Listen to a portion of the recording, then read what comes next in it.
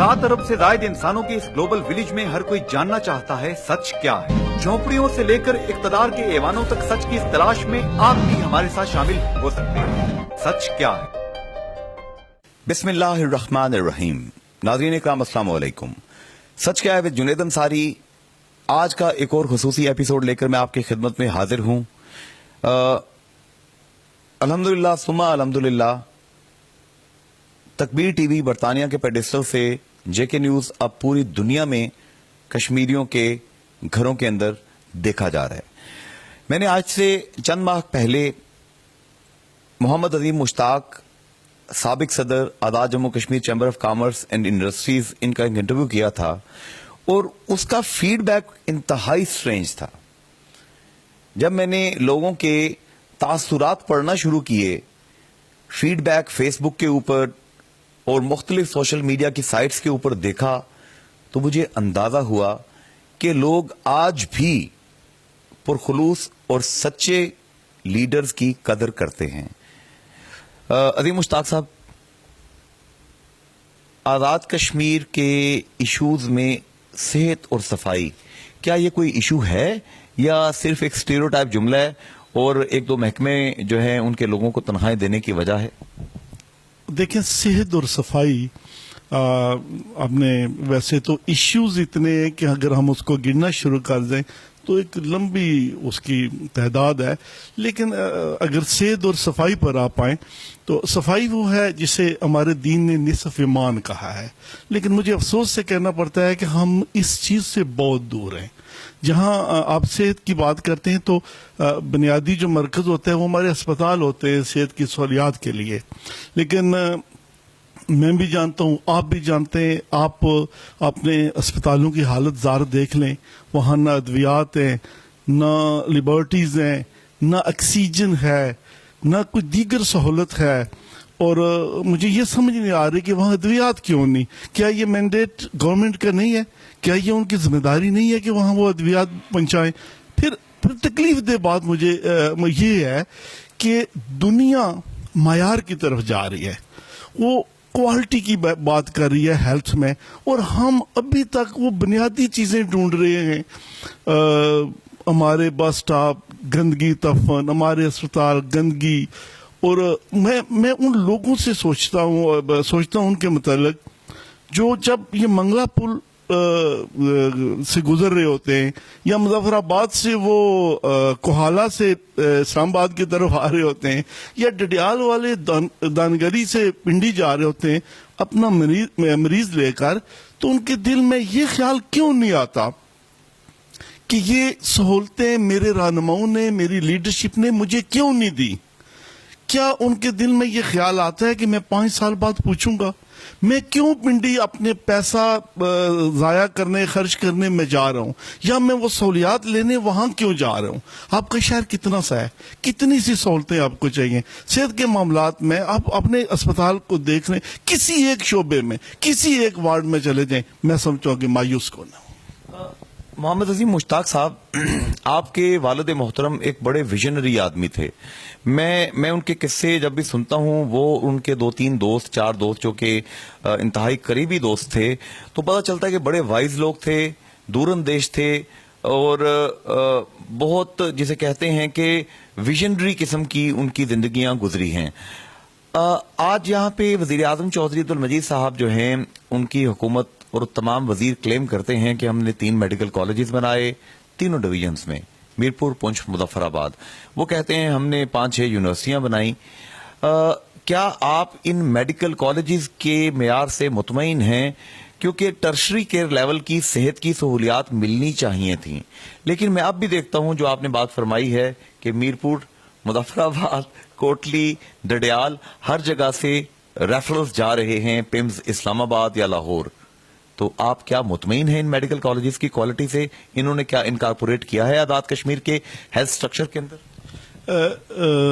एक बात जी, मैं बेजा तनकीद का कायल नहीं हूँ। जिस किसी का अच्छा काम है उसको मैं तस्लीम करता हूँ, उसकी तारीफ भी करता हूँ। मुझे याद है हम छोटे छोटे होते थे, इन दीवारों पर लिखा होता था हमें मेडिकल कॉलेज दो। और जब मैं पिछला अरसा मकबूजा कश्मीर गया تو مجھے شرم آئی کہ ان لوگوں نے کہا جی کہ ہمارے پاس تو 5 میڈیکل کالج ہیں اور آزاد کشمیر میں کتنے، اور اس وقت ہمارے پاس ایک میڈیکل کالج بھی نہیں تھا. لیکن الحمدللہ میں یہ کریڈٹ دوں گا اس گورنمنٹ نے تعلیم کے معاملات میں یا میڈیکل کالجز کے معاملات میں یا یونیورسٹیز کے معاملات میں یہ توجہ ضرور کی ہے. میں اس کا تو فل کریڈٹ دیتا ہوں، بلکہ ہر دفعہ کہتا ہوں کہ میڈیکل ایجوکیشن کے معاملے میں چودھری عبد المجید صاحب کو سر سید ثانی سر سید کشمیر کہا جائے تو بیجا نہیں ہے.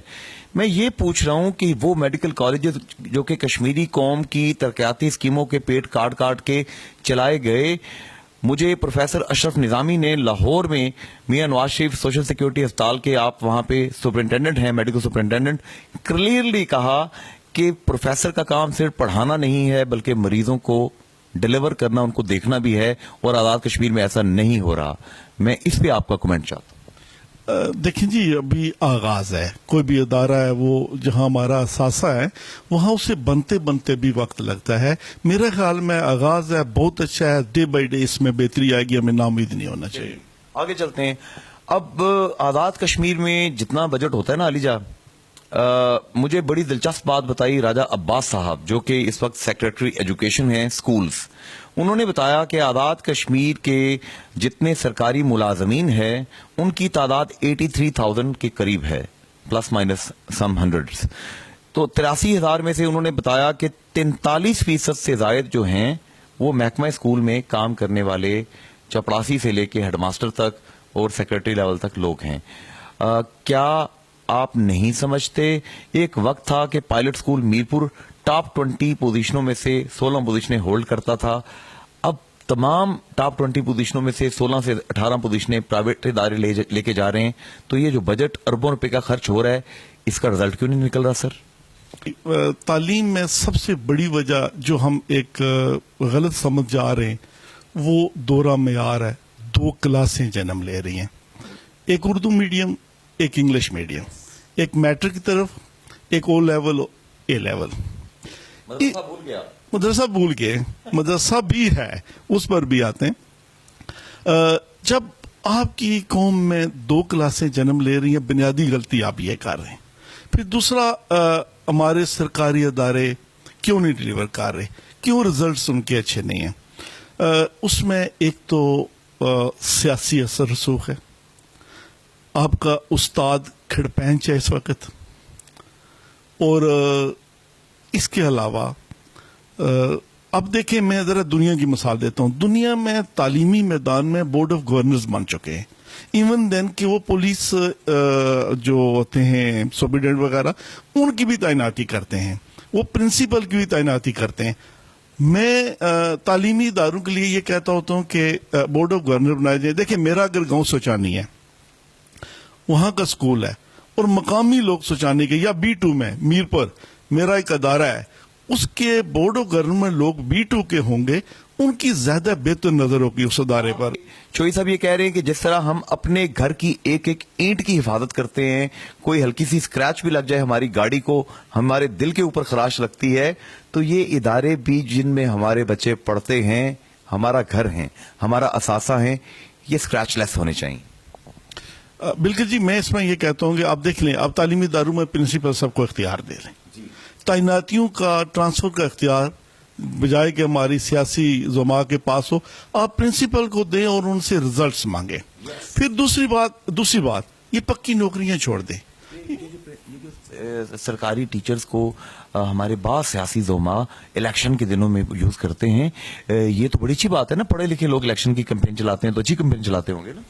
یہی تو المیہ ہے، یہی المیہ ہے، اور یہی وجہ ہے کہ ہماری لیڈرشپ ان سے کام نہیں لے رہی. ان کو ان سے مطلب ہوتا ہے، اور اس کی وجہ یہ ہے کہ وہ کھڑپینچی کرتے ہیں اور وہ رزلٹس نہیں دے رہے. مجھے آج تک بتائیں گے تو بے شمار آزاد کشمیر میں سکول ہے، 2-2 3-3 کمروں کے. کبھی کسی منسٹر کے منہ سے یہ سنے کہ میں نے اس کی حالت بدلی ہے؟ یہ آپ سنیں گے کہ میں نے تعداد میں اضافہ کیا. او میرے بھائی، تعداد نہیں، معیار کی بات کرو. میں آپ کو کچھ منسٹرز کا نام نہیں لے رہا، میں ان کا، مجھے وہ منسٹرز کے انٹرویوز جب میں کرتا ہوں، کچھ اور بڑے بڑے لوگ ہیں، جب وہ مجھے بتاتے ہیں کہ ان کا بچہ فلاں اسکول میں پڑھتا ہے، 25,000 فیس دیتا ہے، 35,000 مہینے کی فیس دیتا ہے, 50,000 فیس دیتا ہے. میرا دل چاہتا ہے کہ یا میں اپنا گریباں چاک کر لوں یا پھر اللہ سے پوچھوں کہ یا خدا یہ کن اعمال کی سزا ہمیں ملی کہ ہمارے بچوں کئی ایسے علاقے ہیں مظفر آباد کے, نیلم کے, اٹھ مقام کے, ہٹیاں بالا کے, کہ جہاں پر بچوں کو چھت بھی میسر نہیں ہے, دیوار بھی میسر نہیں ہے, درختوں کے نیچے بیٹھ کے تعلیم حاصل کرتے ہیں. شدید ٹھنڈے موسم میں, شدید سرد موسم میں, گرمی کے اندر تکلیف میں پڑتے ہیں. جوئی صاحب کیا آپ کے علم میں یہ باتیں ہیں؟ ہمارے لیڈر کے بچے مختلف جگہوں پہ, ایلیٹ کلاس مختلف جگہوں پہ, اور غریب کا بچہ مختلف جگہوں پہ, کیوں؟ میں کہتا ہوں کہ یہی المیہ ہے. میں نے پہلے اسپتالوں کی بات کی, کسی لیڈر کو مقامی کسی اسپتال میں جاتے دیکھا؟ یا کسی لیڈر کا بچہ آپ نے کسی سرکاری اسکول میں دیکھا؟ آپ نے نہیں دیکھا. یہی وجہ ہے کہ ان کی حالت نہیں بدلی جا سکتی. میں آپ کو یہ کہہ رہا تھا, اگر آپ سالانہ ریزلٹس جو بورڈ آف گورنرز ہیں وہ لیں اور سالانہ نتائج ہیڈ ماسٹر کو یا پرنسپل کو کہیں کہ اس سوسائٹی کے سامنے اس نے اناؤنس کرنے, کارکردگی سامنے آ گئی, پکی نوکریوں والوں کو فارغ کر دیں. آپ کانٹریکٹ پر لوگ لیں, جو ڈیلیور کرتے ہیں ان کو رکھیں, جو نہیں کرتے ان کو فارغ کر دیں, کنٹریکچوئل کر دیں. واہ. اور آپ دیکھیں گے تعلیم میں بہتری کیسے آتی ہے. عظیم مشتاق صاحب, یہ ریاستی تشخص نام کا ایک لفظ ہم سنتے ہیں, یہ جو چڑیا ہے یہ واقعی ہوتی ہے یا یہ کوئی ہما کے پرندے کی طرح کوئی خیالی پرندہ ہے؟ افسوسناک بات یہ ہے کہ اس تشخص کو ہم نے خود پامال کیا, خود ختم کیا. آزاد کشمیر وہ بدقسمت سرزمین ہے جس کو وزارت امور کشمیر وائسرائے ہند کی طرح چلاتی ہے. یہ وہ بدقسمت خطہ ہے جس کے بجٹ پر بغیر پوچھے کٹوتی کر لی جاتی ہے. یہ وہ بدقسمت سرزمین ہے جس کو قائم علی شاہ صاحب تھوڑا سا پانی دینے کے لیے تیار نہیں ہے, جو پانی ہمارا ہے. یہ وہ سرزمین ہے جس پر لینڈ آفیسرز بھیجے جاتے ہیں. مجھے دکھ ہوتا ہے کہ آج NFC ایوارڈ میں ہماری نمائندگی کون کر رہا ہے, ہماری وہاں کیا پوزیشن ہے. آج آپ دیکھ لیں کہ ہمارے 2 چیف ایگزیکٹوز ہیں, ایک وزیر اعظم آزاد کشمیر, ایک چیئرمین کشمیر کونسل, اور ایک کا تیسرا ویسے ہی ہمیں بھیج دیا جاتا ہے. افسوسناک یہ ہے کہ یہ جو کشمیر کونسل ہے, آپ اسی کو دیکھ لیں, یہ وہ استبل ہے جو پیسے ہمارے لے کے جاتے ہیں, عیاشیاں وہ کرتے ہیں. میں ایک بات پوچھتا ہوں آپ کے اس چینل کی وساطت سے کہ مجھے یہ بتا دیں کہ وہاں جو امپلائیز ہیں وہ آزاد کشمیر کا جو اسٹیٹ سبجیکٹ ہوتا ہے وہ کتنے لوگ ہیں, یعنی کہ ہمارے کتنے لوگ ہیں کشمیر کونسل میں. ویسے آپس کی بات ہے عظیم مشتاق صاحب, حد ادب. آپ یہاں بیٹھ کے جو باتیں کہہ رہے ہیں ان سے میں باغی ہوں کہ خوشبو آ رہی ہے. دیکھیں جی, بے شمار لوگ, میری کوئی ایفیلیشن شو کرے گا کہ یہ شاید فلاں جماعت سے ہے, کوئی مجھے نیشنلسٹ کہے گا, کوئی مجھے خود مختاریہ کہے گا, لیکن بات یہ ہے کہ یہ وہ فیکٹس ہیں جن کو سامنے نہیں لایا جاتا. میں جانتا ہوں کہ آپ پاکستانی عوام, افواج پاکستان, فاؤنڈر آف پاکستان علامہ اقبال سے بہت گہری محبت رکھتے ہیں. پاکستان میرا ملک ہے, یہ آرمی میری آرمی ہے جس پر مجھے فخر ہے, یہ خطہ میرا خطہ ہے جس کو میں نے سنوارنا ہے. آپ نے تشخص کی بات کی تو پھر بات وہ کرنی چاہیے جو سچ ہے. کیا پاکستان سے محبت رکھتے ہوئے اگر کشمیری اپنا حق, جائز حق مانگتا ہے تو کیا یہ انسان کو خود مختاریہ یا نیشنلسٹ بنا دیتا ہے؟ مجھے یہ بتائیں کہ نیشنلسٹ بری چیز ہے, میں خود مختاریہ بری چیز ہے؟ بالکل نہیں ہے. ویسے ہی پابندیاں لگائی گئی, ویسے ہی ہماری سوچ کو جکڑا گیا ہے. آزادی دے ہمیں سوچنے کی. ہاں, بہت پیاری بات کہی. اچھا سر, آگے چلتے ہیں کیونکہ ٹائم تھوڑا سا, آپ کی کافی میٹنگز کیوں ہیں آپ کی, بہت لوگ آپ کا انتظار کر رہے ہیں. الیکشن 2016, سر جی یہ الیکشن 2016 کے بارے میں آپ کی رائے کیا ہے؟ یہ کیا ہونے جا رہا ہے؟ الیکشن 2016 میں وہی ہونے جا رہا ہے جو پچھلے 5 سال میں ہوا ہے یا اس سے پچھلے 5 میں ہوا ہے. کوئی ڈیلیورنس نہیں ہے, کوئی نمائندگی نہیں ہے. آپ اپنی لیڈرشپ یہ نمائندے بٹھا لیں, ان سے پوچھیں ہمارے ایشوز کیا ہیں, ان سے پوچھیں ہماری اسٹرینتھ کیا ہے, ان سے پوچھیں کہ ہمارے مینجمنٹ کے ایشوز کیا ہیں, فائنینشیل ایشو کیا ہیں, ہمارے میگا پروجیکٹس کیا ہیں, ہمارے وسائل کون سے ہیں, ہماری صحت کی پالیسی کیا ہے, ہماری تعلیم کی پالیسی کیا ہے. कोई काम इन्होंने नहीं किया। अपोजिशन से मैं इसलिए मायूस हूं कि अपोजिशन का काम होता है जब एक गवर्नमेंट कर रही होती है तो वो अगली तैयारी करे, लेकिन यहाँ वो दिहाड़ी के तौर पर हुकूमत की जाती है और जैसी हुई है ऐसी अगली होनी है। मैं तो कोई ज्यादा पूरी उम्मीद नहीं हूँ।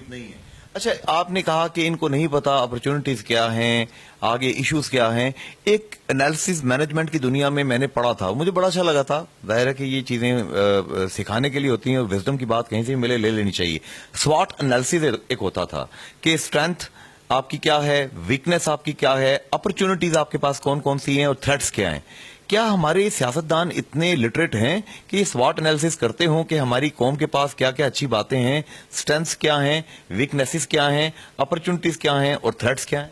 सवाल नहीं पैदा होता, ये इस पर ना गौर करते हैं ना ये इनका काम है। चंद लोग अच्छे हैं, मुझे उनसे उम्मीद है। मैं जिस तरह मुझे अभी भी उम्मीद है कि कोई ना कोई उठेगा, मंगला की रॉयल्टी मांगेगा। देख ले आजाद कश्मीर है कितना, 10,000 4 मिलियन की। अब जी मुझे बताएं, वो गर्मियां आ रही है ना, वो तो गर्मियों में बिजली बड़ी जाती है और पूरे कश्मीर की पता नहीं 300 की कितनी है, मीरपुर की शायद 80 मेगावाट टोटल डिमांड है। आपके पास फिगर्स होंगे और पैदा पता नहीं हम कोई हजारों से ऊपर कर रहे हैं। देखिए जी, हमारा पोटेंशियल तो 20-30 हजार का है, ठीक है जी। हमारा उसको छोड़ें जी, 350 हमारी डिमांड है पूरे कश्मीर की। और जो कश्मीर जिसमें बड़ा पोटेंशियल है हाइडल का, मंगला रेजिंग में हमने कुर्बानियां दी हैं, वो क्यों नहीं दी? चलो देने की छोड़ो, किस लीडर ने आपने डट कर मांगी है? किसने मंगला की रॉयल्टी आज तक मांगी है? ये डरते हैं बात करते हुए और ये गुलाम दर गुलाम हम लीडरशिप पैदा कर रहे हैं। अभी मुझे चंद लोगों से उम्मीद है कि वो शायद मांगे इक़्तिदार में आकर। और मैं कश्मीर की बात कर रहा था, 10,000 4 मिलियन की आबादी, इसको हम स्विट्जरलैंड ही बना सकते। आप मीरपुर की बात करें, 2.5 किलोमीटर का ये रेडियस का आपका शहर है, 2.5 किलोमीटर। मैं कहता हूँ सिविल सोसाइटी आए, इंजीनियर्स आए, वकला आए, डॉक्टर्स आए, हम मिलकर बैठे और इसका कुछ सोचें। साहबी भी शामिल करते हैं, साहबियों को भी जरूर होना चाहिए। अच्छा, अब ये बताएं, आगे चलते हैं। ये हमारी वंस अपॉन अ टाइम जितनी पाकिस्तान की और आज़ाद कश्मीर की सियासत होती थी ना, तो कश्मीर और तहरीक आज़ादी कश्मीर की बड़ी बात होती थी। अब पता नहीं, कुछ लग रहा है कि तहरीक आज़ादी कश्मीर सिर्फ एक ज़ाब्ते की कार्रवाई के तहत इसको एजेंडे में, मैनिफेस्टो में डाल दिया जाता है। क्या तहरीक आज़ादी कश्मीर के बारे में आप समझते हैं हम संजीदा हैं? बिल्कुल नहीं है जी, शुरू से ही नहीं है। मुझे ये बताएं, हमने इसका अदराक ही नहीं किया।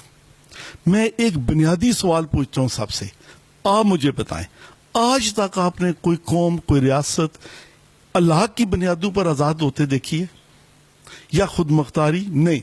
हमारा मुतालबा होना चाहिए था आजादी, हमारा डिटर्मिनेशन। दोनों हमारे नारे नहीं बनते थे, ना इलाका। राइट ऑफ सेल्फ डिटर्मिनेशन जो है, ये बुनियादी नारा है कश्मीरी कौम का, जो होना चाहिए। बिल्कुल ये होना चाहिए, इसका हमें अदराक करना चाहिए। आज बड़ी समझदारी से इंडिया और बैनुल-अक़वामी कुव्वतों ने इसको मिलिटेंसी और दहशतगर्दी की तहरीक बना दिया है। हालांकि ऐसा नहीं है, ये हमारी शनाख्त है, हमारी मज़ामत की तारीख है, हमारी आज़ादी की तारीख है। इसको बड़ी पॉलिसी के साथ, बड़ी सोच समझ के साथ, लेकिन उधर देखिए हमारा केस कौन लड़ है, बदकिस्मती से मौलाना फजल रहमान। वो हमारा आज ये संजीदगी इसी से पता चलती है। ये बांड बनासी, ये हमारे आज वहां सवारतकार हैं और कश्मीर किधर जा रहा है यार? चलिए आखिरी बात, चूंकि वक्त बिल्कुल इस वक्त टाइम इज रनिंग आउट, आपके बहुत लोग वेट कर रहे हैं। ये पानामा लीक्स से, सर मैंने पानामा नाम का एक मुल्क सुना था, मुझे याद है मैं उन दिनों शायद कॉलेज में था या स्कूल में दरमियान में कहीं था, तो पानामा या कौन सा मुल्क था जहां पे अमेरिका ने हमला किया था। तो ये जो पानामा लीक है, ये पानामा ने जवाबी हमला पाकिस्तान पे क्यों कर दिया? देखिए जी, बेहतर तो ये था कि मुझसे आप ये सवाल ना करते, लेकिन आप पढ़े लिखे आदमी, मैंने इसलिए सवाल किया। देखें जी, मुझे दुख इस बात का होता है, हमारे बच्चे बाहर, हमारी दौलत बाहर, वो लोग जो खून पसीने की कमाई करते हैं और ज़र मुबादला पाकिस्तान भेजते हैं, हम उसको किसी न किसी तरीके से फिर बाहर भिजवा देते। इसके अलावा मुझे इसमें जो डर लग रहा है, पाकिस्तानी इमेज को बड़ी तेजी से दुनिया में खत्म किया जा रहा है। हम शर्मिंदा हैं अक़वाम आलम के सामने आज। अगर कल अल्लाह ना करे हमारा प्राइम मिनिस्टर, मैं उस वक्त तक कोई राय नहीं दूंगा जब तक किसी कमीशन की या किसी फॉरेंसिक ऑडिट के बाद कुछ चीज सामने न आ जाए। लेकिन मुझे डर है कहीं ये ना मुझे कहना पड़ जाए या कहीं दुनिया ये ना कहे कि my prime minister is corrupt. ये जो ऑफ शोर कंपनीज होती हैं और ऑन शोर कंपनीज होती हैं, जरा मुझे इनका फर्क समझा दें, ताकि मैं भी अभी तक समझ नहीं सका। और मेरे जैसे काफी सारे सादा लोग, गरीब लोग हैं, दिहाड़ी लगाते हैं, 80% लोग हमारे मजदूर हैं। ये ऑफ शोर कंपनीज का जो इल्जाम है नवाज शरीफ साहब पे लगा है, ये ऑफ शोर कंपनियां होती क्या हैं सर? मुझे बिल्कुल मुख्तसर सा बता दें। लेकिन मैं मुसर ये बताऊं जी कि ऑन शोर और ऑफ शोर एक सामने भी बात है, एक जरा छुपा के रखने वाली बात है। उसमें चेहरे थोड़े से और रखे फ्रंट मैन होते हैं और उनकी बैक पर वो बंदा खुद होता है। टैक्स बचाया जाता है। ऑन और ऑफ शोर, देखिए ऑफ शोर कंपनी बनाना भी कोई बुरी बात नहीं। मसला यहाँ ये है कि जो पैसा उसमें गया है वो किस तरह का है। असल इशू ये है। आखिरी बात, जेके न्यूज टीवी, हमारी काविश आपके सामने है, जैसी कैसी भी है, टूटी फूटी है, कच्ची पक्की है। सर कैसे देखते हैं जम्मू कश्मीर का पहला चैनल जेके न्यूज टीवी, सच क्या है, जुनेद अंसारी, टीम जेके न्यूज? मैं ज्यादा तवक्को करता हूँ जी इस चैनल से। हमारी धरती का चैनल है और मैं तवक्को करूंगा कि आने वाले वक्त में जो इलेक्शन आ रहा है इसमें आप ज्यादा जोर शोर से काम करें। ये जो हमारी लीडरशिप है जो हमें बेवकूफ बनाती है और हम बेवकूफ बनकर हर 5 साल बाद ना हमारी पास सेहत की सहूलत है, ना एजुकेशन है, ना थानों में कोई रवैया है, एम्प्लॉयमेंट नहीं है। जो बहुत बड़ी फ्रस्ट्रेशन अगली आ रही है ना, वो ये आ रही है कि हमारे जो बच्चे पढ़ रहे हैं वो कहाँ जाएंगे। बेरोजगारों की एक फसल काश्त की है। इस माशरे में जज्ब करने की सलाहियत बाकी नहीं रही। आपने ये जहाद लड़ना है, ये बैठाएं हमारे नुमाइंदों को और आप एक ऐसी कोई अदालत कचहरी लगाएं, हमें नीचे बैठाएं। हम तो आम लोग हैं, हम उनसे सवाल करेंगे आपकी वसात से कि वो हमारे लिए उनका मैनिफेस्टो क्या है, वो करना क्या है। और अगर सच बोलने की पादाश में जुनेद अंसारी अंदर हो गया तो जमानत कौन कराएगा इसकी? हम भी आपके साथ होंगे, आप फिक्र न करें इसकी। हमसे कहते हैं चमन वाले गरीबाने चमन, तुम कोई अच्छा सा रख लो अपने वीराने का नाम। यकीनन आज जितनी बातें अजीम मुश्ताक साहब ने की हैं, वल्लाह खुदा की कसम मुझे यूं लगा है कि मेरे दिल की बातें की हैं। देखना तकरीर की लज्जत के जो उसने कहा, देखना तकरीर की लज्जत के जो उसने कहा, मैंने ये जाना कि गोया ये भी मेरे दिल में है। आज के प्रोग्राम से जुनेद अंसारी इजाजत चाहता है। फ़िमान अल्लाह, अल्लाह हाफिज एंड गुड बाय। 7 अरब से ज्यादा इंसानों के इस ग्लोबल विलेज में हर कोई जानना चाहता है सच क्या है। झोपड़ियों से लेकर इक्तदार के ऐवानों तक सच की इस तलाश में आप भी हमारे साथ शामिल हो सकते हैं। सच क्या है?